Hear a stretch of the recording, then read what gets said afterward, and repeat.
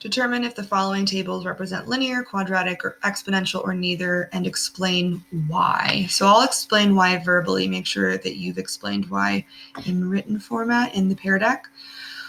So when we go back to our notes, part C, linear has a constant rate of change. So we'll see in the first example, x goes up consistently and y goes down consistently. So up 3 on the left and down 1 on the right. So when you see that constant rate of change or that common difference, you know it's linear.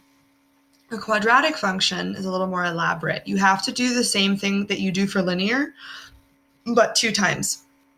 So again, we see that the x is going up by 1, and the y went down by 1, up by 1, up by 3, up by 5. So it's all inconsistent.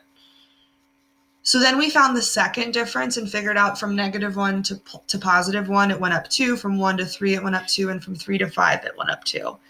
That's how we know when it's a quadratic function. Exponential has a common ratio, which means something that is being multiplied or divided by constantly. So now that we have that review under our belt, let's take a look at each of these. The first thing we always want to get in the habit of doing is checking x, because that's a common mistake that people skip. So it's going up by 1, up by 1, up by 1, up by 1. Great. Now the y, let's see, do I think it's multiplying or dividing? Well, the numbers are close together, so I don't think it's multiplying or dividing. So let's see if there's a common difference. From 7 to 4, that's down 3. From 4 to 1, down 3. Ooh, good. Same number twice. From 1 to -2, down 3. From -2 to -5, down 3. So this is definitely linear. And if you found the slope, bonus points for you, if you told me that the slope is equal to the rise over the run, which would be -3 over 1, which is just -3, kudos to you. I would love it if you did that, but you just had to write linear.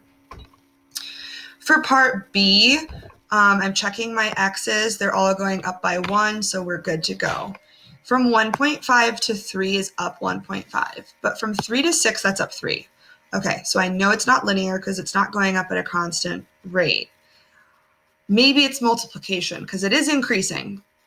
So multiplication could make sense. From 1.5 to 3, we'd have to multiply by 2. From 3 to 6, we'd have to multiply by 2. And from 6 to 12, we'd have to multiply by 2. So this is exponential. The common ratio being 2.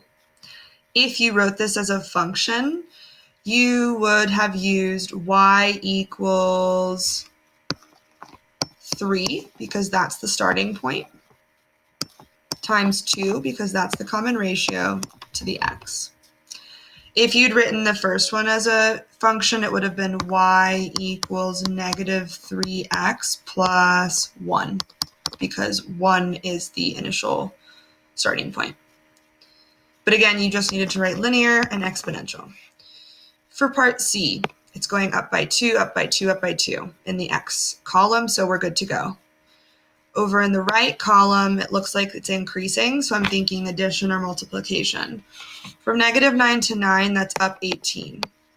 From 9 to 27, that's also up 18. And then from 27 to 45, that's up 18. So you would have said linear, because that's a common difference, right? Plus 18, plus 18, plus 18.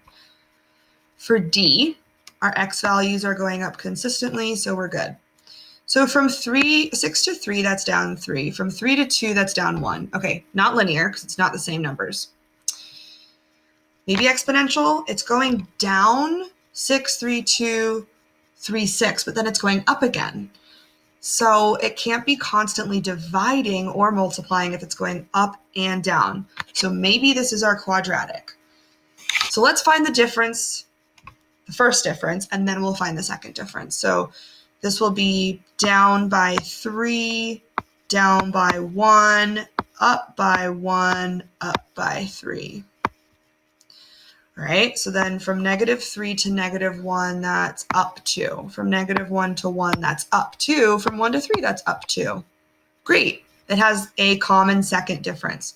This is quadratic. For table E, our x values are all good. They're going up by 1. Over on the right-hand side, the y values are going down by 8 and then 4 and then 2. Okay, not constant. So maybe it's a division, an exponential with a common divisor or common ratio. So from 16 to 8, 16 divided by what gives me 8? 2. Okay, 8 divided by what gives me 4? 2. And then 4 divided by 2 gives me 2. So this will definitely be exponential. For the last one, hopefully the function gave it away as being exponential and you didn't do the work. But we can also see that it's multiplying by 3 each time. And you'll see that it has that common multiple of 3. So this is exponential.